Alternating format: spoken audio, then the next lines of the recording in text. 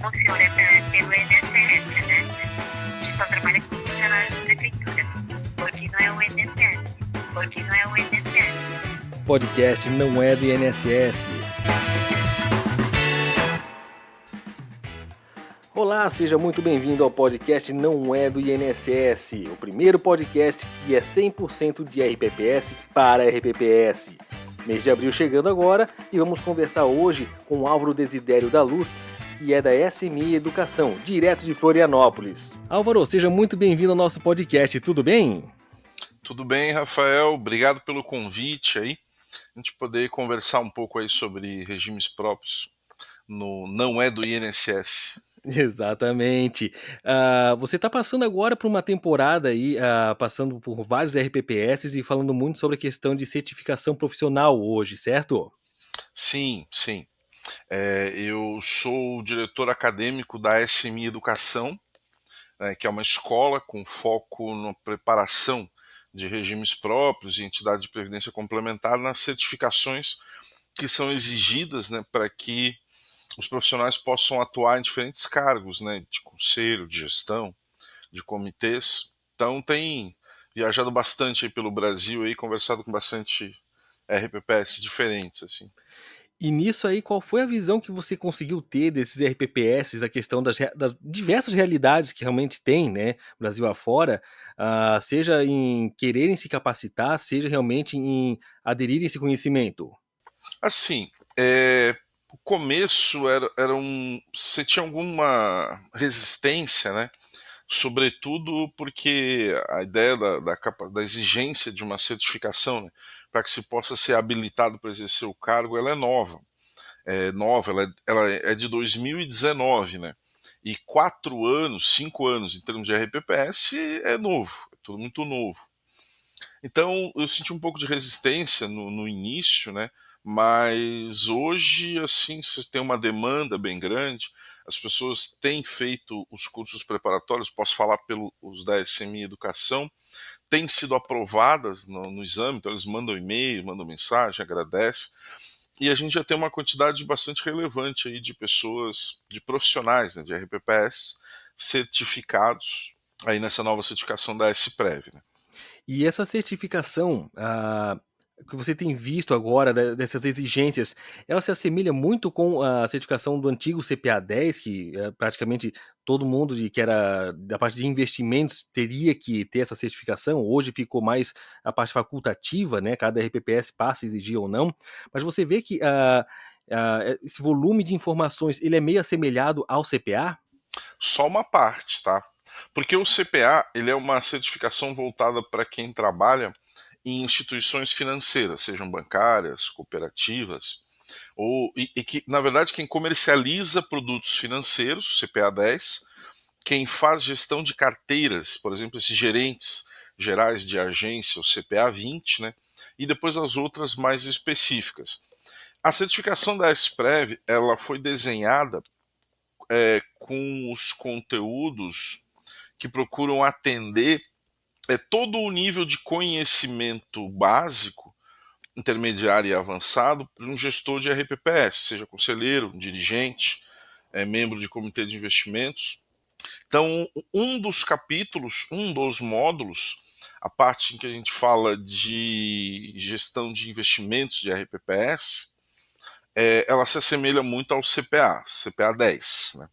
Um pouco do 20 e tal, mas mais ao CPA 10. Mas você tem N outros módulos na ementa, né? São 14 módulos, que aí eles vão desde Seguridade Social, aí fala especificamente de RPPS, plano de benefícios, né? Porque o RPPS ele é um grande plano de benefícios, né? Fala de plano de custeio, como é que você financia esse plano de benefício, gestão atuarial, gestão contábil, tem um módulo que trata do CRP, o Certificado de Regularidade Previdenciária, tem um módulo que trata do Progestão, e aí tem outros módulos, por exemplo, controle interno, controle externo, própria administração pública, tem um que trata de inelegibilidade, que é uma das exigências, né, para você estar habilitado, é você não ter sido condenado em legislação, de acordo com a legislação eleitoral, né, e você está inelegível. Então ele é bem mais amplo, assim, tá? Só um dos módulos é que lembra o CPA, mas a ementa ela é bem mais ampla, assim. Na minha visão, ela atende bem, assim, os conhecimentos. O primeiro conhecimento que quem vai trabalhar no RPPS, seja conselheiro, seja dirigente, seja gestor ou membro de comitê, precisa ter sobre o RPPS como um todo.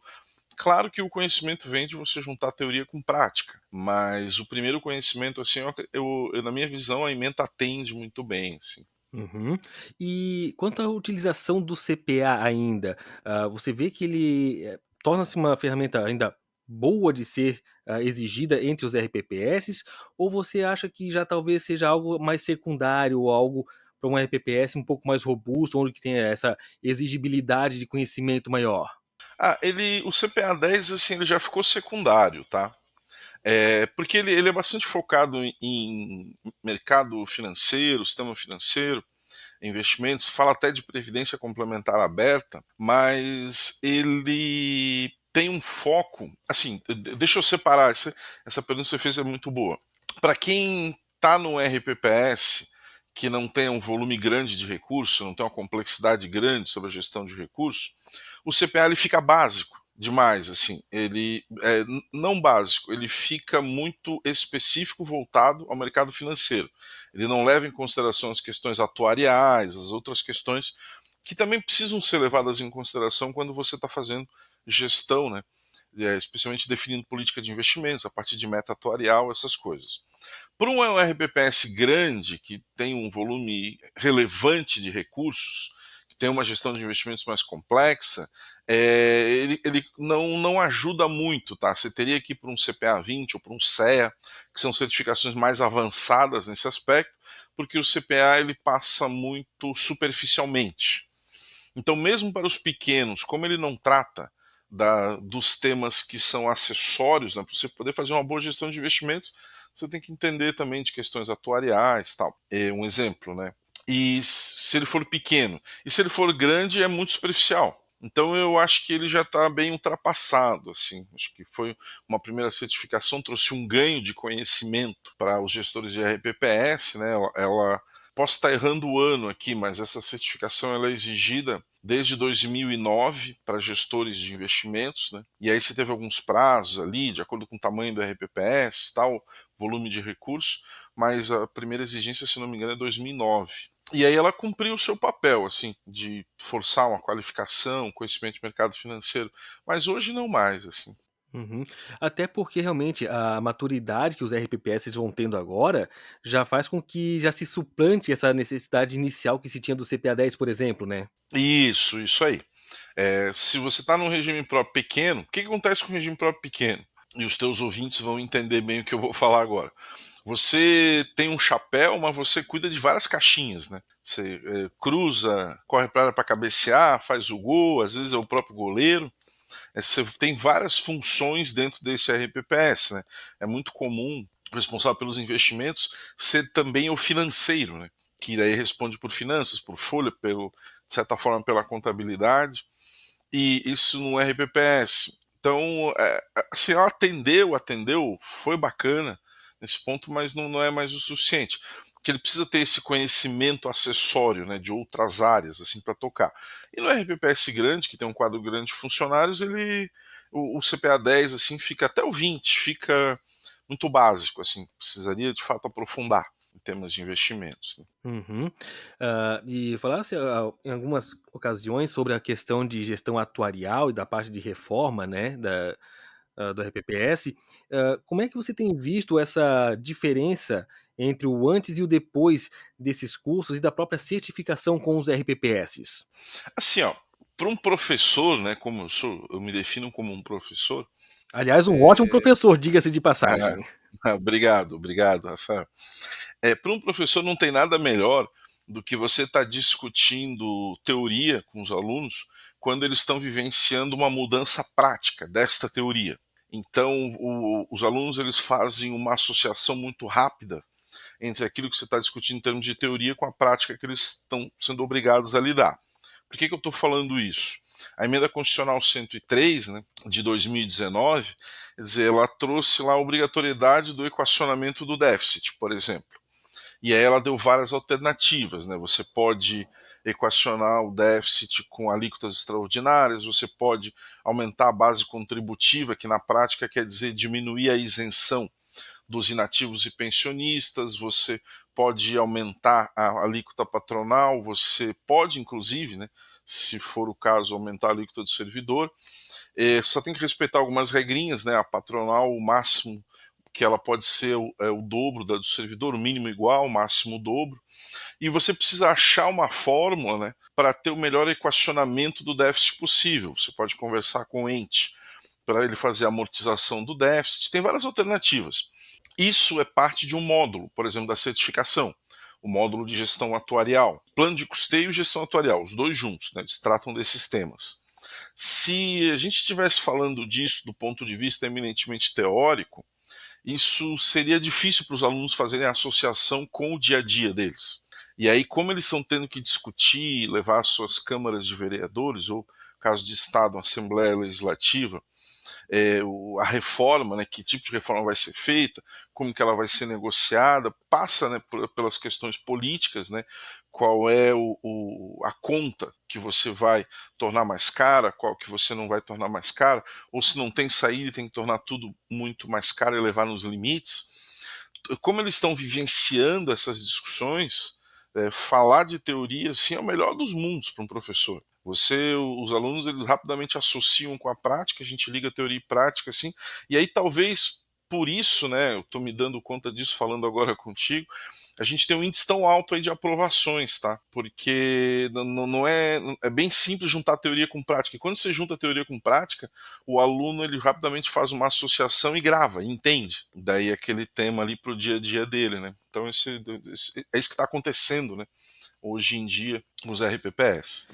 E nisso tudo também tem um ganho até mesmo na qualidade da aula que está sendo dada, né? Talvez você tenha já notado uma diferença substancial até mesmo em como passar o tema para eles, porque realmente uma coisa é você só passar a teoria, né? E quando eles trazem essa prática, essa troca de ideias, já ajuda a elucidar muitas das dúvidas que outros teriam também, né? Isso assim, como eu tô há uns 8 meses aí na estrada, literalmente, né, você tem a oportunidade de ouvir de diferentes RPPS como que eles estão conduzindo, o que que eles fizeram, como resolveram alguns problemas que aparecem na portaria 1467. E aí eu levo a experiência, sem obviamente dizer, né, quais são os RPPS, mas eu levo a experiência para outras turmas. Olha, tem um RPPS assim que resolveu esse problema desse jeito. E aí você percebe no olhar das pessoas, pô, isso aqui pode ser um caminho, isso pode ser outro caminho. No final das contas, não propositalmente, mas acaba tendo esse efeito, eu viro um disseminador, né, de soluções que são implementadas por uns, eu levo para os outros. Sem obviamente dizer, né, foi tal município, foi isso, não. Aí eu também não falo assim que para evitar você tá, digamos, revelando, mas eu apresento essas soluções e acaba sendo muito bacana, assim. Ah, legal isso aí. Até uma coisa que lá no meu ente a gente tinha anteriormente, depois foi retirado por uma questão de entendimento da 1467, que agora voltou, é a questão da patronal sobre a folha dos inativos e pensionistas, né? O que, pela última avaliação atuarial que a gente recebeu também, vai dar uma boa aliviada no déficit atuarial e vai conseguir dar um superávit um pouco maior, inclusive, do que a gente tinha. E aí fica uma dúvida até pessoal aqui, a questão de utilizar desse tipo de artifício, né, uma patronal sobre inativos, que é uma coisa que eu realmente, eu conversando com outros pares, eu não conheço alguém que faça esse tipo de ação. Você tem visto alguma coisa nesse sentido também? Eu confesso que eu não vi em nenhum dos regimes próprios que eu lecionei, que eu conversei sobre isso, alguém lançar mão desse artifício, tá? Não me recordo aqui, pode ser que tenham feito, não tenha conversado sobre isso, mas eu não lembro de ninguém ter lançado mão desse elemento aí para ajudar a reduzir o déficit, né? Uhum. É, a gente acabou utilizando dessa patronal sobre os inativos, depois precisou largar essa ação, até para o entendimento que eles tinham anteriormente da 1467, que aparece, eu não me aprofundei muito, mas que aparentemente não poderia ser feito, e agora parece que o entendimento é que pode. Então, assim, te falando assim por alto mesmo, né, trazendo aqui, a gente acabou agora, deve estar passando isso aí como ideia para o executivo, para justamente ter esse equacionamento de déficit, né? Que realmente acaba você tendo esse entendimento um pouco melhor, você consegue trazer esse tipo de solução também para o teu ente, né? Exatamente, é isso aí. Isso é uma das grandes vantagens que a emenda 103 trouxe, né, que ela te deu várias alternativas, né, várias alternativas. Você tem que construir aquela que seja mais adequada à realidade do RPPS, levando em consideração as particularidades, assim, também, para não ficar muito abstrato isso. Vou dar um exemplo prático, né. Quando você tem um município em que o salário médio dos inativos e pensionistas é baixo, né, em relação aos salários médios, enfim, em outros lugares, a solução de reduzir a isenção, vem do teto do INSS para até um salário mínimo, é uma solução que ela é politicamente complicada de ser enfrentada, né? Porque você já tem uma renda média baixa e você vai aumentar o recolhimento, né, previdenciário sobre nativos e pensionistas.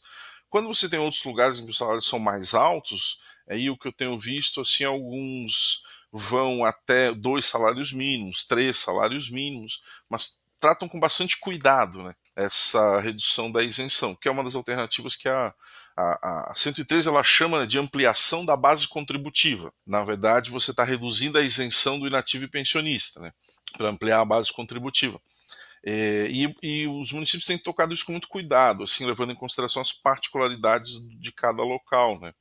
E também não dá para você simplesmente, por exemplo, jogar a patronal lá no céu, sobre a folha de ativos, que daí você esbarra na questão dos limites de despesa com pessoal. E que se é um município que já está com esses limites aí muito próximos do que a LRF define, ele acaba se colocando numa situação mais perigosa. Daí tem que lançar mão de outras alternativas para poder fazer o equacionamento do déficit, né? Exatamente.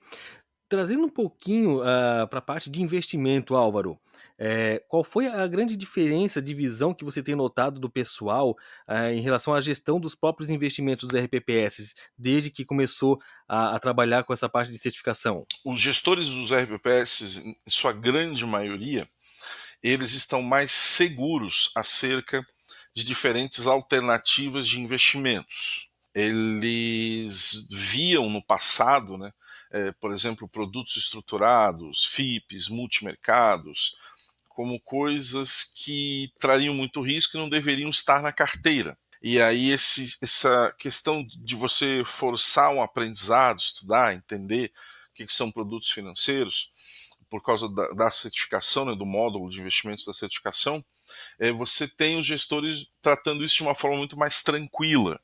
A própria aquisição de títulos públicos federais, você poder marcar na curva, é um movimento que eu tenho visto muito assim, e eles estão fazendo de uma forma muito tranquila isso, porque entendem o que é um título público federal, o que é a marcação na curva. Claro, você precisa casar isso com sua disponibilidade, né? Você precisa verificar se você tem disponibilidade para carregar esses títulos durante um período, mas o que os RPPs, o que eu tenho visto, assim, eles estão lidando com essas questões que são diferentes do que se fazia há 5 anos atrás, há 6, 7 anos atrás, basicamente aplicar em fundos de renda fixa ou só renda variável. Eles estão lidando isso de um jeito muito mais fluido, inclusive assumindo o risco, né? Que a questão toda é o assumir o risco, ele na verdade é visto como uma frase ruim, né? Mas investimento é gestão de riscos, né? Você fazer investimentos é literalmente você fazer boa gestão de riscos.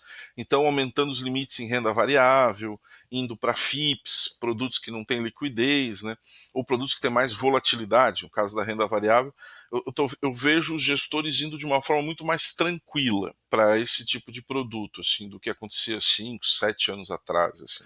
Isso se reflete em conseguir defender melhor esses produtos, inclusive para os seus conselhos, né? Isso mesmo. Você explica, né? Olha, a gente está assumindo mais risco, a gente entende que aqui eu tenho a possibilidade de ter um maior retorno, né? Nunca é certeza, sempre são possibilidades e probabilidades de você ter um maior retorno, então você se expõe mais a uma classe de ativo que você acredita que vai trazer mais retorno.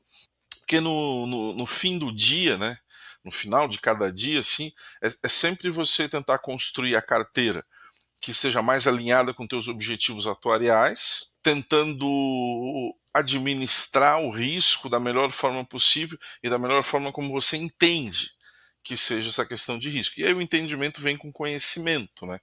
Não existe uma mesma fórmula para todos os regimes próprios, não existe isso, e em geral quem tenta copiar sem levar as particularidades do lugar patina, tá? Sai do plano de voo, mas o que eu tenho percebido, assim, para resumir, assim, eles estão muito mais tranquilos, mais seguros, defendendo melhor, com mais conhecimento sobre esses produtos, né? Então, aí eu vou aproveitar para fazer um elogio aqui para a Secretaria de Previdência, que o fato de ter imposto essa regra e colocar a obrigatoriedade, dar prazos e tudo isso, forçou todo mundo a ter que estudar e passar, e a gente está vendo os benefícios das pessoas terem sido forçadas, né, a estudar, ser aprovados nisso para poderem permanecer ou até assumir, né, os cargos. Um dos benefícios é isso, assim, a questão dos investimentos está muito mais fluida, muito mais tranquila do que era no passado. Uhum. Eu lembro que, claro, a experiência leva você a um conhecimento melhor, né, mas, eu noto que antes dessa parte de certificação, a experiência de alguns levavam a alguns vícios de se lidar com determinados produtos, e que agora você consegue trazer esses produtos com um pouco mais de risco e eles conseguirem assimilar melhor, né, tanto em função da alteração de toda a regulamentação da CVM, quanto a parte de certificação profissional, né? Isso, assim, um ótimo exemplo aí do que você colocou, você tem que explicar para as pessoas que a renda fixa não é fixa. E quanto a gente associa, né, fixo, vai ser fixo, tal. Um tipo de produto na renda fixa, os associados ao CDI, tem uma menor volatilidade possível, mas também tem um retorno não o menor possível, mas que depende do nível de taxa Selic. Você, por exemplo, os fundos CDI, aí as pessoas olham para esses fundos e acham que a renda fixa é sempre para cima, e pouquinho para cima, mas sempre para cima, quando na verdade o ativo renda fixa, né, os fundos de renda fixa, em sua grande maioria, eles têm volatilidade. E aí as pessoas passam a entender conceitos como duration, o prazo longo, o prazo mais curto, o que é o IMA B5+, os índices da Ambima, IRFM1+, IRFM, passam a entender melhor, né, o que são esses subíndices dentro dos ativos das classes de renda fixa. E aí fica até mais fácil, né, de você explicar, olha, a renda fixa não é fixa. Pelo nome renda variável, as pessoas fazem uma associação automática, essa aqui varia. Pelo nome renda fixa, você faz uma associação automática, essa aqui não varia. Aí quando a renda fixa varia, um Deus nos acuda, né? E aí a pior coisa que os gestores podiam fazer, quando caía, por exemplo, uma cota de um fundo de renda fixa, era resgatar, porque aí você acaba materializando aquela queda, né, no seu financeiro, no seu balancete, no seu balanço. Mas agora a compreensão está muito melhor, assim, sobre que são movimentos voláteis, é o mercado, é isso aí mesmo, e que a outra alternativa, né, se os fundos, por exemplo, pudessem marcar os papéis na curva dentro das suas carteiras, a outra alternativa seria muito pior, porque aí a gente teria transferência de riqueza entre cotistas, né? Então tudo isso eles já entendem, claro, não na sua totalidade. O papel de gestor do RPPS não é ser especialista em investimentos, né? Mas saber conversar, saber interpretar produtos nesse aspecto. Está muito melhor, assim, está muito, muito melhor. Basicamente porque as pessoas tiveram que estudar, se qualificar e se preparar para isso, né? Interessante. E última pergunta aqui, trazendo um tema que virou notícia, né, nessa última semana, né, que a CVM prorrogou o início da vigência da Resolução 75 para outubro de 2023. No que isso para o RPPS acaba se refletindo?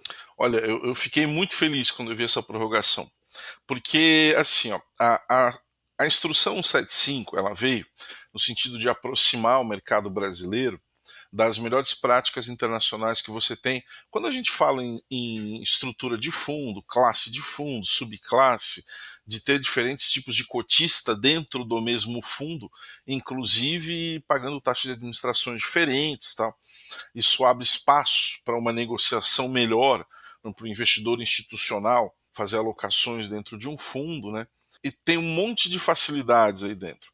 Mas a simples implementação dela, sem a gente ter, digamos, uma discussão melhor dos impactos sobre a RPPS e também entidade de previdência complementar, e também alterações nas resoluções, na resolução dos RPPS e também da Previdência Complementar, eu acho que daria muito mais dor de cabeça do que vantagens nesse primeiro momento, até que se todo mundo tivesse compreendido isso. Adiaram desculpa, era para entrar em abril, foi adiado para outubro, isso, acho que é outubro, a entrada em vigor. Então eu acho que nesse meio tempo aí você vai ter bastante discussões no âmbito do Conselho Monetário Nacional, no que precisaria eventualmente alterar a resolução dos RPPS, talvez a própria SPREV faça alguns seminários para explicar isso, né, como é que isso ficaria no ambiente dos RPPS, mas ela, assim, a instrução CVM 175 é boa, ela é muito boa, vem aproximar de práticas internacionais,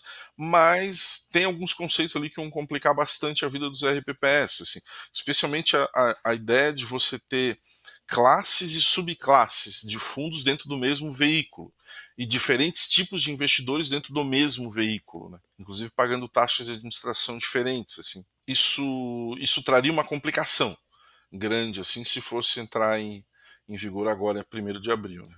Sim, até imagino que para o gestor vai ser complicado gerenciar dessa forma, né. Mas por outro lado eu já começo a imaginar, e aí me corrija por favor se eu estiver falando errado, que talvez seja aqui decretando a morte dos FICs, né, porque hoje você precisa ter esse tipo de estrutura para atender determinados, perfis de investidores. E dessa outra forma aqui com a subclasse já mataria essa necessidade de ter um FIC.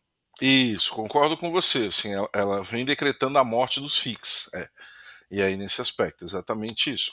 Assim, o gestor, na verdade, ele vai ter que trabalhar bem com o administrador, né? O administrador é na verdade, é quem vai controlar o passivo e vai ter que ter um controle um pouco mais sofisticado do que tem hoje para poder definir, né, quais são os tipos de investidores que você tem dentro, quais são as classes que você tem embaixo do veículo, mas realmente ela vai tornar desnecessário, pelo menos na minha visão, por enquanto, a existência de FIIs. Ela vai tornar desnecessário.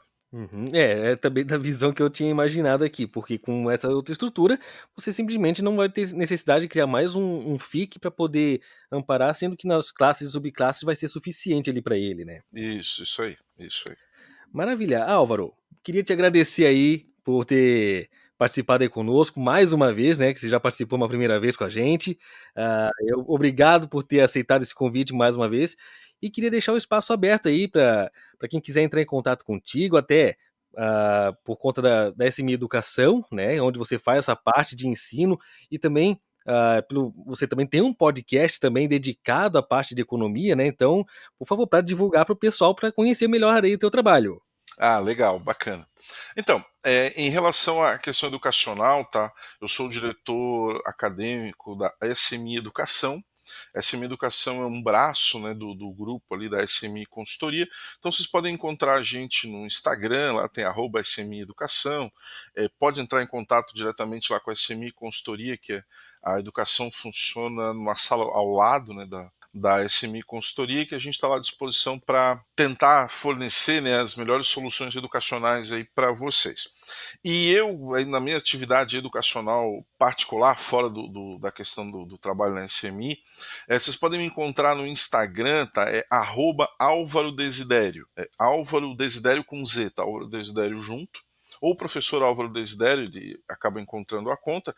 E lá eu divulgo o meu podcast, né? Que é um hobby que se transformou numa paixão, que é o Economia Descomplicada. Então, qual é o objetivo do podcast? Podem procurar no Spotify, no Anchor, ele está lá disponível.